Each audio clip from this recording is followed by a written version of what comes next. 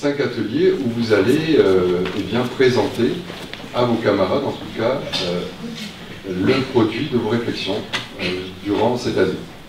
Et évidemment, ensuite, il s'agit eh bien, que vous débattiez, hein, c'est-à-dire qu'en fait, que vous vous posiez des questions tranquillement. Il n'y a pas de compétition. La seule compétition qui est ici, c'est de produire la réflexion la plus aboutie possible.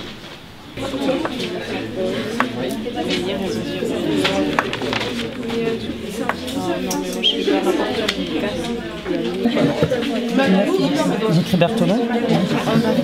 On va marquer. Berthelot là ? Parce que c'est le là qui le prend. On est obligé d'écrire. J'avoue, c'est pas grave. C'est bon ?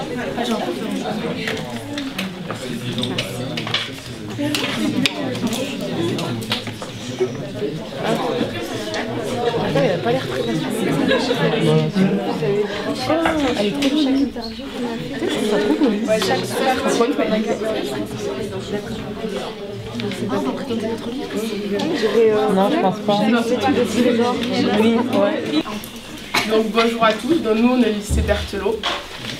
Donc on a travaillé sur le sujet notre Americanum. Donc le choix de s'engager ou de réfléchir sur l'engagement. Donc nous avons décidé de nous engager. Spontanément nous nous sommes dirigés vers l'humanitaire. Et précisément nous avons choisi de dénoncer l'inégalité qui est présentée dans les territoires ultramarins comme en Guyane. Donc, la Guyane est un territoire français, un Drôme oublié, où vivent plusieurs communautés. Nous nous sommes intéressés plus précisément au peuple autochtone de ce pays. Nous avons choisi ce thème car nous sommes en lien direct avec une association qui s'appelle Chercheurs d'autres. Elle s'occupe des médiations culturelles et artistiques en mettant en lien des territoires comme le Sénégal, la Guyane française et le Midi-Pyrénées. Cette cause nous semble importante à défendre. Il y a une forte injustice et plusieurs disparités existent au niveau économique et social.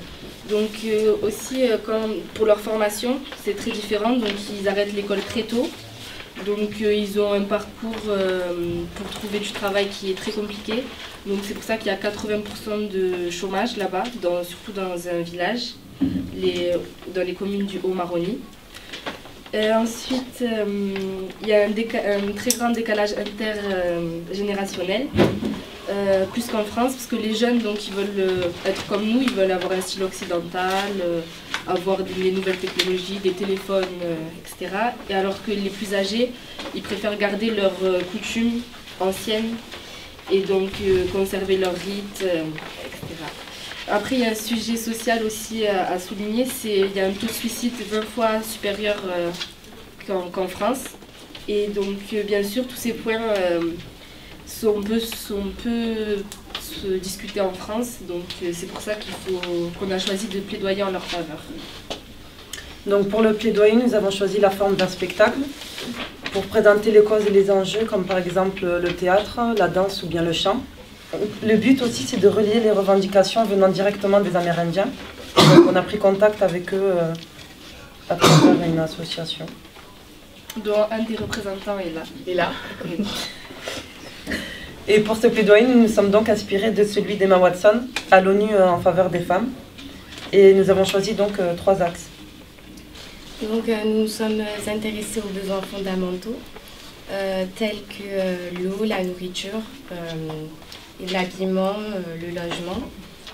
Donc il faut savoir que en Guyane, les besoins fondamentaux sont très mal satisfaits. Comme l'a écrit l'auteur des Abandonnés de la République, que nous avons au fond. C'est un livre. Voilà. Et on a rencontré aussi l'auteur qui est venu nous voir, on lui a posé des questions. Dans certains villages, il existe des pompes qui alimentent des bornes collectives, mais il faut savoir que l'eau potable l'accès à l'eau potable est très mal réparti. Et il faut surtout savoir que les Amérindiens vivent de la pêche et que l'eau est polluée au mercure. Donc quand ils pêchent des poissons, ça provoque des maladies et des malformations. Donc, il y a également de nombreux immigrés brésiliens qui viennent exploiter les fleuves qui en Guyane pour faire de l'orpaillage. Donc c'est des recherches d'or dans les fleuves ou les rivières. Et donc en fait ils sont armés et ils contrôlent leur territoire avec la force. Et les Amérindiens ils ont du mal à se défendre puisque c'est pas dans la nature de la violence.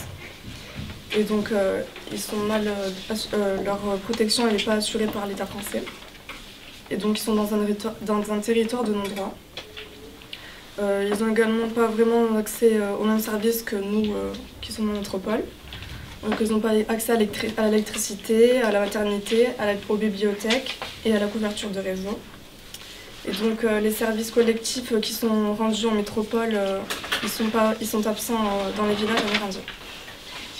Alors nous nous sommes aussi intéressés à la langue. Donc il faut savoir que le français c'est la langue officielle là-bas.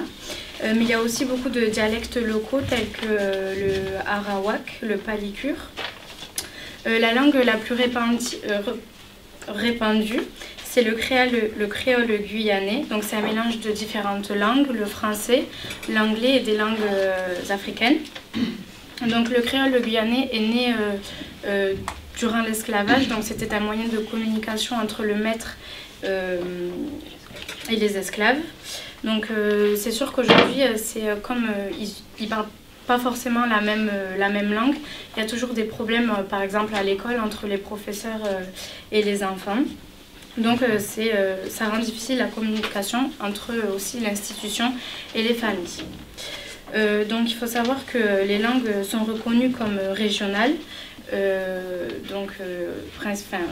Le créole guyanais est la langue régionale en Guyane. Donc ça permet, ils l'étudient tous à l'école.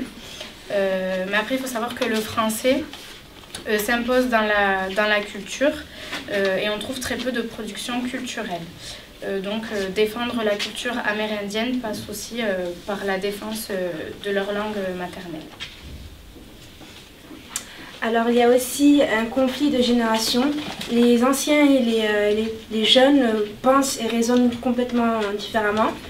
Alors il y a un problème dans la transmission des savoirs manuels en termes de pratique, d'art, mais aussi de la connaissance de la nature et des anciennes coutumes. Les transmissions sont très compliquées au fait de la localisation des activités communes.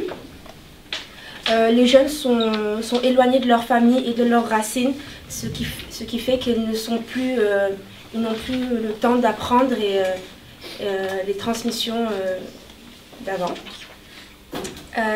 Mais cependant, il y a des forts liens familiaux, un fort attachement à la famille.